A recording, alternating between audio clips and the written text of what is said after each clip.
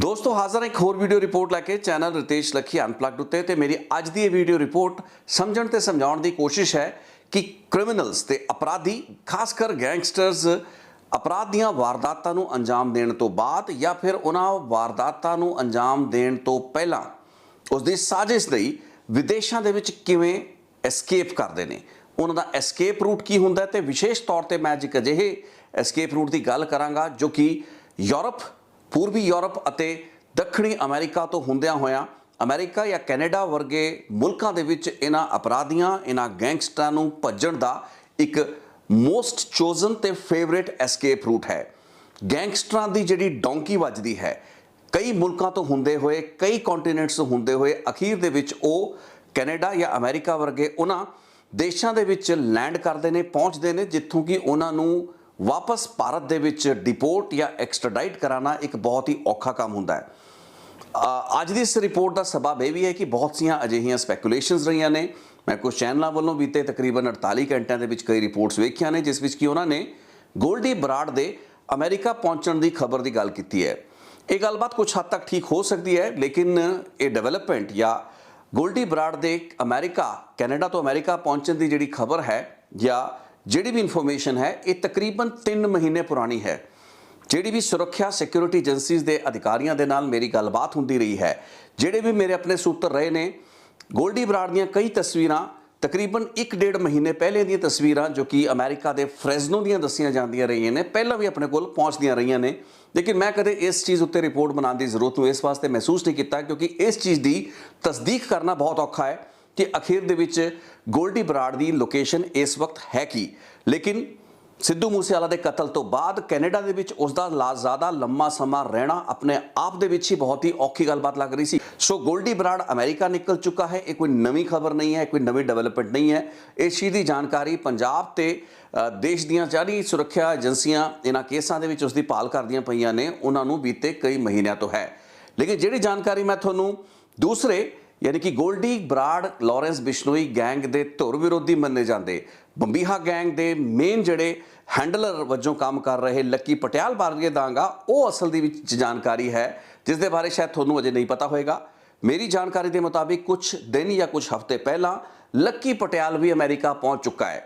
लक्की पटियाल जिसनों कि अजे तक भारतीय एजेंसियां मानदियां रही ने कि वह आर्मेनिया की जेल दे विच सी, जेल दे विचों वो छुट्टण तो बाद भी आर्मेनिया या फिर पूर्वी यूरोप के किसी मुल्क दे विच रह रहा हो सकता है। बीते कई महीनों में लक्की पटियाल दे यूरोप के स्पेन मुल्क दे विच होण दीआं कई इंटैलीजेंस इनपुट समय समय उत्ते उभरदियां रही ने ते एजेंसियां दे विच एक आम जिही जानकारी रही है कि आर्मेनिया तो छुट्टण तो बाद या निकलण तो बाद लक्की पटियाल ने स्पेन दे विच अपना ठिकाना बनाया हो सकता है।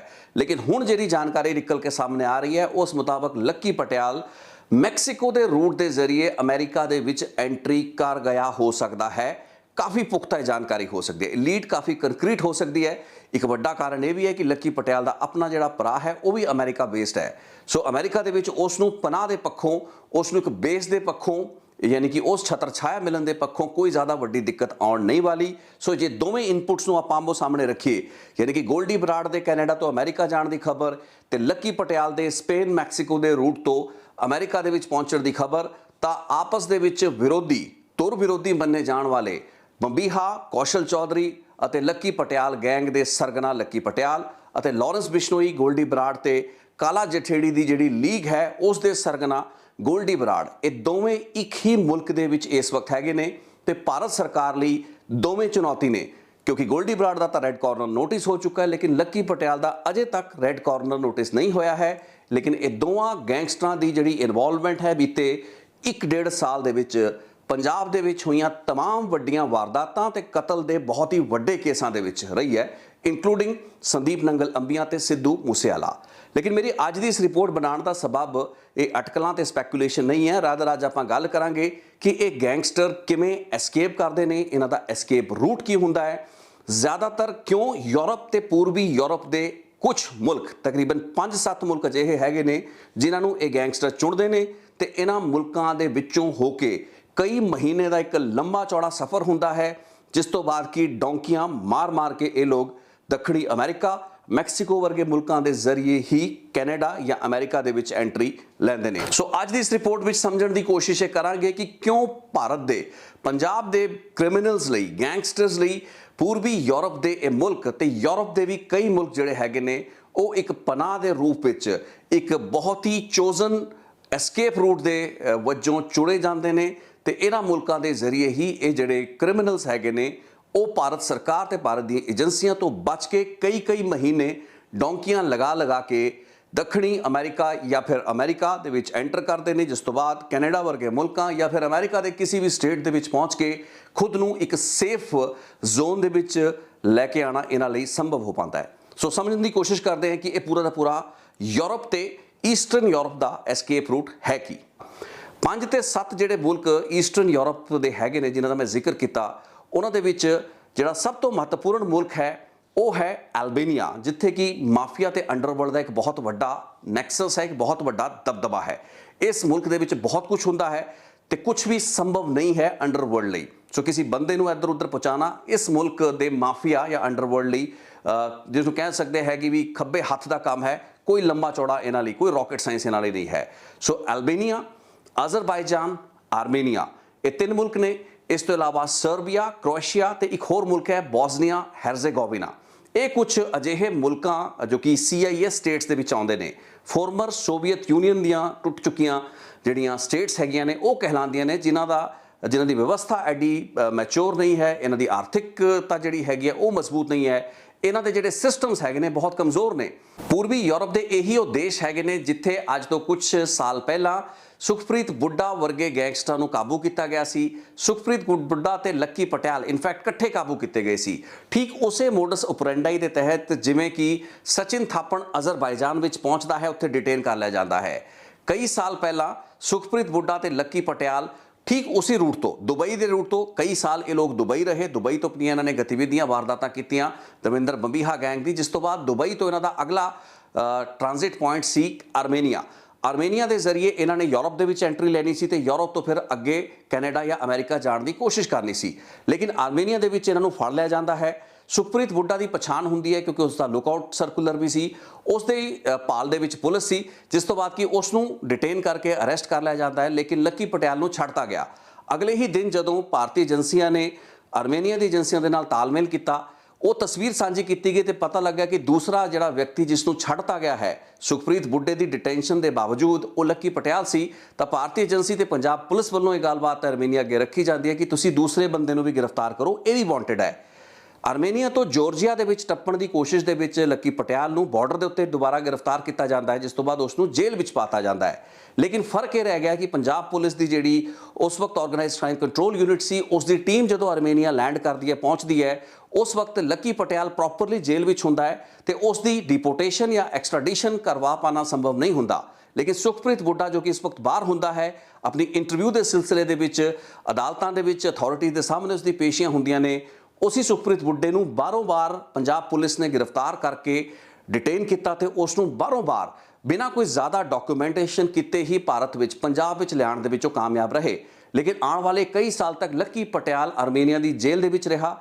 ਉੱਥੋਂ ਹੀ ਉਸਨੇ ਆਪਣੀ ਐਕਸਟ੍ਰਾਡੀਸ਼ਨ ਦੀ ਖਿਲਾਫਤ ਕੀਤੀ।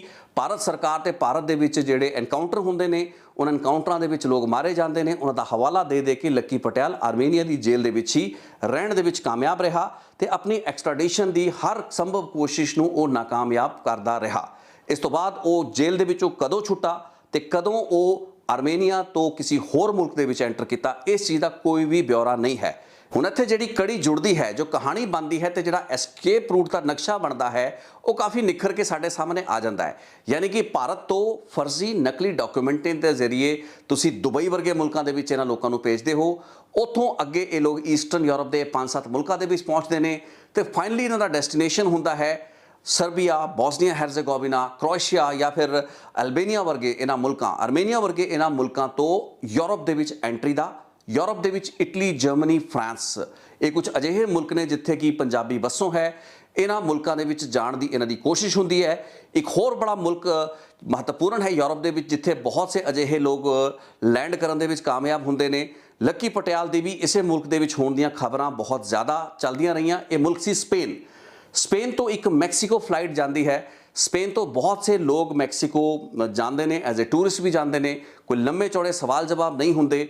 ਇਹ ਮੰਨਿਆ ਜਾਂਦਾ ਕਿ ਬਹੁਤ ਸੇ ਐਸੇ ਲੋਕ ਜੋ ਕਿ ਅਨਅਧਿਕ੍ਰਿਤ ਤਰੀਕੇ ਦੇ ਨਾਲ ਇਹਨਾਂ ਪੂਰਬੀ ਯੂਰਪ ਦੇ ਮੁਲਕਾਂ ਤੋਂ ਯੂਰਪ ਐਂਟਰ ਕਰ ਚੁੱਕੇ ਹੁੰਦੇ ਨੇ। ਉਹਨਾਂ ਦੇ ਕੋਲ ਜੇ ਕੋਈ ਵੈਲਿਡ ਡਾਕੂਮੈਂਟ, ਕੋਈ ਪਾਸਪੋਰਟ ਵਗੈਰਾ ਕਿਸੇ ਸਟੇਜ ਤੇ ਰਿਹਾ ਵੀ ਹੋਵੇ, ਉਹ ਜ਼ਿਆਦਾਤਰ ਆਪਣੇ ਪਾਸਪੋਰਟਾਂ ਨੂੰ ਆਪਣੇ ਰਿਸ਼ਤੇਦਾਰਾਂ ਨੂੰ ਹੋਰ ਮੁਲਕਾਂ ਦੇ ਵਿੱਚ ਕੂਰੀਅਰ ਕਰ ਦਿੰਦੇ ਨੇ। ਖੁਦ ਉਹ ਬਿਨਾਂ ਕਿਸੇ ਡਾਕੂਮੈਂਟੇਸ਼ਨ ਦੇ ਹੁੰਦੇ ਨੇ। ਉਸ ਤੋਂ ਬਾਅਦ ਇਲੀਗਲ ਤਰੀਕੇ ਦੇ ਨਾਲ ਇਹ ਲੋਕ ਕੋਸ਼ਿਸ਼ ਕਰਦੇ ਨੇ ਮੈਕਸੀਕੋ ਪਹੁੰਚਣ ਦੀ, ਜਿੱਥੋਂ ਕਿ ਇਹਨਾਂ ਦਾ ਟੀਚਾ ਇਹ ਹੁੰਦਾ ਕਿ ਅਮਰੀਕਾ ਦੇ ਵਿੱਚ ਐਂਟਰ ਕਰਨ। ਤੇ ਤਕਰੀਬਨ ਇਹੀ ਰੂਟ ਮੰਨਿਆ ਜਾ ਰਿਹਾ ਕਿ ਲੱਕੀ ਪਟਿਆਲ ਨੇ ਵੀ ਇਸਤੇਮਾਲ ਕੀਤਾ ਹੋ ਸਕਦਾ ਹੈ। ਉਸ ਦਾ ਆਰਮੇਨੀਆ ਤੋਂ ਬਾਅਦ ਅਗਲਾ ਜਿਹੜਾ ਡੈਸਟੀਨੇਸ਼ਨ ਸਪੇਨ ਰਿਹਾ ਹੋ ਸਕਦਾ ਹੈ, ਕਿਉਂਕਿ ਇਹੀ ਗੱਲਬਾਤ ਇੰਟੈਲੀਜੈਂਸੀਆਂ ਦੀ ਜਾਣਕਾਰੀ ਦੇ ਵਿੱਚ ਅਜੇ ਤੱਕ ਸੀ। ਸਪੇਨ ਤੋਂ ਬਾਅਦ ਇਹ ਮੰਨਿਆ ਜਾਂਦਾ ਹੈ ਕਿ ਉਸਨੇ ਮੈਕਸੀਕੋ ਦੇ ਜ਼ਰੀਏ ਅਮਰੀਕਾ ਦੇ ਵਿੱਚ ਐਂਟਰੀ ਕੀਤੀ। ਮੈਕਸੀਕੋ ਤੋਂ ਅਮਰੀਕਾ ਦੇ ਵਿੱਚ ਡੌਂਕੀਆਂ ਦੇ ਜ਼ਰੀਏ, ਯਾਨੀ ਕਿ ਇਲੀਗਲ ਤਰੀਕੇ ਦੇ ਨਾਲ ਜਿਹੜੇ ਏਜੰਟਸ ਹੁੰਦੇ ਨੇ, ਲੋਕਾਂ ਨੂੰ, ਇਨਫੈਕਟ ਲੋਕਾਂ ਨੂੰ ਕੀ, ਨੌਜਵਾਨਾਂ ਦੇ ਨਾਲ ਨਾਲ ਤਾਂ ਪਰਿਵਾਰਾਂ ਨੂੰ ਵੀ ਆਪਾਂ ਕਈ ਵੀਡੀਓਜ਼ ਦੇ ਵਿੱਚ ਗਲਤ ਤਰੀਕੇ ਦੇ ਨਾਲ ਅਮਰੀਕਾ ਦੇ ਵਿੱਚ ਐਂਟਰ ਕਰਦੇ ਹੋਏ ਵੇਖਿਆ ਹੈ। ਇੱਕ ਬਹੁਤ ਹੀ ਡੇਂਜਰਸ, ਇੱਕ ਬਹੁਤ ਹੀ ਖਤਰਨਾਕ, ਲੇਕਿਨ ਇੱਕ ਅਜਿਹਾ ਤਰੀਕਾ ਹੈ ਜਿਸ ਦੇ ਜ਼ਰੀਏ ਅਜਿਹੇ ਕ੍ਰਿਮੀਨਲਸ ਦਾ ਅਮਰੀਕਾ ਦੇ ਵਿੱਚ ਐਂਟਰ ਕਰਨਾ ਕੋਈ ਰਾਕਟ ਸਾਇੰਸ ਨਹੀਂ ਹੈ। ਸੋ ਜੇ ਪਰਿਵਾਰਾਂ ਵਾਲੇ ਲੋਕ ਵੀ ਇਸ ਤਰੀਕੇ ਦੇ ਜ਼ੋਖਿਮ ਚੁੱਕਣ ਨੂੰ ਤਿਆਰ ਨੇ, ਮੈਕਸੀਕੋ ਤੱਕ ਪਹੁੰਚਣਾ ਹੀ ਇਹਨਾਂ ਲੋਕਾਂ ਲਈ ਚੈਲੰਜ ਹੁੰਦਾ ਹੈ। ਗੈਂਗਸਟਰਾਂ ਤੇ ਕ੍ਰਿਮੀਨਲਸ ਦਾ ਇਹੀ ਉਹ ਰੂਟ ਤੇ ਇਹੀ ਉਹ ਪਗਡੰਡੀ ਹੈ ਜਿਸ ਉੱਤੋਂ ਹੋ ਕੇ ਉਹ ਅਮਰੀਕਾ ਤੇ ਕੈਨੇਡਾ ਵਰਗੇ ਉਹਨਾਂ ਮੁਲਕਾਂ ਦਾ ਰੁਖ ਕਰਨਾ ਚਾਹੁੰਦੇ ਨੇ, ਜਿੱਥੇ ਕਿ ਫਾਈਨਲੀ ਉਹ ਇੱਕ ਅਜਿਹੀ ਸਿਸਟਮ ਤੇ ਵਿਵਸਥਾ ਦੇ ਹੇਠ ਆ ਜਾਂਦੇ ਨੇ ਜੋ ਕਿ ਭਾਰਤ ਨੂੰ ਕ੍ਰਿਮੀਨਲਸ ਤੇ ਗੈਂਗਸਟਰਸ ਨੂੰ, ਅਤਵਾਦੀਆਂ ਨੂੰ, ਵੱਖਵਾਦੀਆਂ ਨੂੰ ਸੌਂਪਣ ਤੋਂ ਪਹਿਲਾਂ 36 ਕਿਸਮ ਦੇ ਸਵਾਲ ਕਰਦੀਆਂ ਨੇ। ਕਈ ਸਾਲ ਦੀਆਂ ਲੰਮੀਆਂ ਐਕਸਟ੍ਰੈਡੀਸ਼ਨ ਪ੍ਰੋਸੀਡਿੰਗਸ ਹੁੰਦੀਆਂ ਨੇ, ਮੁਕੱਦਮੇ ਲੜਨੇ ਪੈਂਦੇ ਨੇ। ਡਿਫੈਂਡ ਕਰਨ ਦਾ ਆਪਣੇ ਆਪ ਨੂੰ ਕਿਸੇ ਵੀ ਕ੍ਰਿਮੀਨਲ ਜਾਂ ਗੈਂਗਸਟਰ ਕੋਲ ਪੂਰਾ ਮੌਕਾ ਹੁੰਦਾ ਹੈ। ਬਹੁਤ ਹੀ ਕਲਿੰਚਿੰਗ ਜਿਹੜੇ ਐਵੀਡੈਂਸਿਸ ਤੇ ਡਾਕੂਮੈਂਟਸ ਨੇ ਉਹ ਭਾਰਤ ਸਰਕਾਰ ਤੇ ਜਿਹੜੀ ਸਥਾਨਕ ਪੁਲਿਸ ਹੈ ਐਮਈਏ ਦੇ ਥਰੂ ਉਹਨਾਂ ਨੂੰ, ਇਹਨਾਂ ਸਰਕਾਰਾਂ ਨੂੰ, ਯਾਨੀ ਕੈਨੇਡਾ ਜਾਂ ਅਮਰੀਕਾ ਵਰਗੀਆਂ ਸਰਕਾਰਾਂ ਨੂੰ ਸਬਮਿਟ ਕਰਾਉਣੇ ਪੈਂਦੇ ਨੇ। ਉਸੇ ਸਥਿਤੀ ਦੇ ਵਿੱਚ ਜੇ ਬਣਦਾ ਹੁੰਦਾ ਕੇਸ ਹੁੰਦਾ ਹੈ ਤਾਂ ਹੀ ਕ੍ਰਿਮੀਨਲ ਨੂੰ ਐਕਸਟ੍ਰਾਡਾਈਟ ਕੀਤਾ ਜਾਂਦਾ ਹੈ। ਸੋ ਸਾਰੇ ਗੈਂਗਸਟਰਾਂ ਜਾਂ ਕ੍ਰਿਮੀਨਲਸ ਦੀ ਕੋਸ਼ਿਸ਼ ਇਹੀ ਹੁੰਦੀ ਹੈ ਕਿ ਇਹਨਾਂ ਮੁਲਕਾਂ ਵਿੱਚ ਕਿਸੇ ਤਰੀਕੇ ਨਾਲ ਪਹੁੰਚਿਆ ਜਾਏ। ਤੇ ਰੂਟ ਤੇ ਪਗਡੰਡੀ ਮੈਂ ਤੁਹਾਨੂੰ ਦੱਸ ਚੁੱਕਾ ਹਾਂ ਕਿ ਉਹੀ ਈਸਟਰਨ ਯੂਰਪ ਦੇ ਮੁਲਕ। ਹੁਣ ਸਵਾਲ ਇੱਥੇ ਪੈਦਾ ਹੁੰਦਾ ਹੈ ਕਿ ਭਾਰਤ ਸਰਕਾਰ ਤੇ ਏਜੰਸੀਆਂ ਨੂੰ ਕਰਨ ਦੀ ਕੀ ਲੋੜ ਹੈ। 2-3 ਐਸੇ ਪੁਆਇੰਟ ਹੈਗੇ ਨੇ ਜਿੱਥੇ ਕਿ ਇਸ ਰੁਝਾਨ ਨੂੰ ਰੋਕੇ ਜਾਣ ਦੀ ਲੋੜ ਹੈ।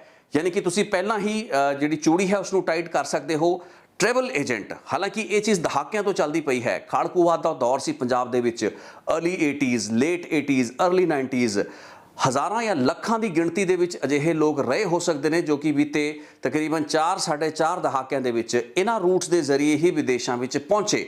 ਸੋ ਐਨੇ ਜੇ ਦਹਾਕਿਆਂ ਤੋਂ ਅਸੀਂ ਉਹਨਾਂ ਟਰੈਵਲ ਏਜੰਟਾਂ ਦੇ ਉੱਤੇ ਚੂੜੀ ਨਹੀਂ ਕੱਸ ਪਾਏ ਹਾਂ, ਨਕੇਲ ਨਹੀਂ ਲਾ ਪਾਏ ਹਾਂ। ਮਾਲਟਾ ਵਰਗੀ ਟ੍ਰੈਜਡੀਜ਼ ਹੋਈਆਂ, ਆਪਾਂ ਵੇਖਿਆ ਵੀ ਕਿਵੇਂ ਯੂਰਪ ਦੇ ਵਿੱਚੋਂ ਹੀ ਹੋ ਕੇ ਇਹਨਾਂ ਨੌਜਵਾਨਾਂ ਨੂੰ ਲਿਜਾਇਆ ਜਾ ਰਿਹਾ ਸੀ ਤੇ ਉੱਥੇ ਹੀ ਐਡੀ ਵੱਡੀ ਤਰਾਸਦੀਆਂ ਹੋਈਆਂ। ਲੇਕਿਨ ਉਸ ਦੇ ਬਾਵਜੂਦ ਜਿਹੜੇ ਟਰੈਵਲ ਏਜੰਟ ਵਿੱਚ ਇਨਵੋਲਵ ਸੀ ਉਹਨਾਂ ਦੇ ਖਿਲਾਫ ਕੋਈ ਕਾਰਵਾਈ ਨਹੀਂ ਹੋਈ। ਅੱਜ ਸਥਿਤੀ ਇਹ ਆ ਚੁੱਕੀ ਹੈ ਕਿ ਕਿਸੇ ਵੀ ਗੈਂਗਸਟਰ ਨੇ ਕਿਸੇ ਸੰਗੀਨ ਅਪਰਾਧ ਨੂੰ ਕਰਨ ਤੋਂ ਬਾਅਦ ਜੇ ਭੱਜਣਾ ਹੋਵੇ ਮੁਲਕ ਤੋਂ, ਤਾਂ ਸਭ ਤੋਂ ਪਹਿਲਾਂ ਤੇ ਸਭ ਤੋਂ ਛੇਤੀ ਉਸ ਦਾ ਇੱਕ ਨਕਲੀ ਪਾਸਪੋਰਟ ਬਣ ਜਾਂਦਾ ਹੈ। ਜੇ ਭਾਰਤ ਦੀ ਸਰਕਾਰ ਨੇ ਹੁਣ ਪਾਸਪੋਰਟ ਦੇ ਕਈ ਜਿਹੜੇ ਬਾਇਓਮੈਟ੍ਰਿਕਸ ਨੇ, ਉਹਦੇ ਪੈਰਾਮੀਟਰ ਸਖਤ ਕਰਤੇ ਨੇ, ਤਾਂ ਫਿਰ ਬੰਗਲਾਦੇਸ਼ ਜਾਂ ਕਿਸੇ ਹੋਰ ਕੰਟਰੀ ਦਾ ਪਛਾਣ, ਉਸ ਦੀ ਇੱਕ ਨਕਲੀ ਆਇਡੈਂਟੀਟੀ ਦੇ ਕੇ ਇੱਕ ਨਕਲੀ ਪਾਸਪੋਰਟ ਤਿਆਰ ਕੀਤਾ ਜਾ ਸਕਦਾ ਹੈ। ਅਜਿਹੇ ਮੁਲਕਾਂ ਦੇ ਵਿੱਚ ਸੌਖਾ ਹੈ, ਪੋਰਸ ਬਾਰਡਰ ਨੇ, ਟਪਾਤਾ ਜਾਂਦਾ ਇਹਨਾਂ ਲੋਕਾਂ ਨੂੰ ਤੇ ਫਲਾਈਟਾਂ ਜਿਹੜੀਆਂ ਫੜ ਕੇ ਇਹ ਕਿਸੇ ਨਾ ਕਿਸੇ ਤਰੀਕੇ ਨਾਲ ਦੁਬਈ ਵਰਗੇ ਮੁਲਕਾਂ 'ਚ ਪਹੁੰਚਦੇ ਨੇ।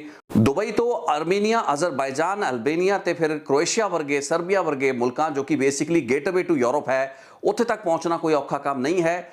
ਇਹਨਾਂ ਮੁਲਕਾਂ ਦੇ ਵਿੱਚ ਵੀ ਤੇ ਇਸ ਤੋਂ ਅੱਗੇ ਯੂਰਪ ਦੇ ਮੁਲਕਾਂ ਦੇ ਵਿੱਚ ਵੀ ਇੱਕ ਲੰਮਾ ਚੌੜਾ ਨੈਟਵਰਕ ਗੈਂਗਸਟਰਾਂ ਦਾ ਜਾਂ ਵੱਡੇ ਗੈਂਗਸ ਦਾ ਆਲਰੇਡੀ ਐਗਜ਼ਿਸਟ ਕਰਦਾ ਹੈ। ਸੈਂਕੜਾਂ ਦੀ ਗਿਣਤੀ ਦੇ ਵਿੱਚ ਨੌਜਵਾਨ ਪਹਿਲਾਂ ਹੀ ਉੱਥੇ ਬੈਠੇ ਨੇ, ਇੰਤਜ਼ਾਰ ਦੇ ਵਿੱਚ ਨੇ, ਡੌਂਕੀਆਂ ਦੇ ਇੰਤਜ਼ਾਰ ਦੇ ਵਿੱਚ ਨੇ, ਜਾਂ ਫਿਰ ਇਹ ਫੈਸਿਲਿਟੇਟਰਸ ਹੈਗੇ ਨੇ ਜੋ ਕਿ ਵਿਦੇਸ਼ਾਂ ਦੇ ਵਿੱਚੋਂ, ਕੈਨੇਡਾ, ਅਮਰੀਕਾ ਦੇ ਵਿੱਚੋਂ ਇਹਨਾਂ ਗੈਂਗਸਟਰਾਂ ਦੀ ਰੰਗਦਾਰੀ ਦੀਆਂ ਕਾਲਾਂ ਨੂੰ ਰੂਟ ਕਰਾਉਂਦੇ ਨੇ।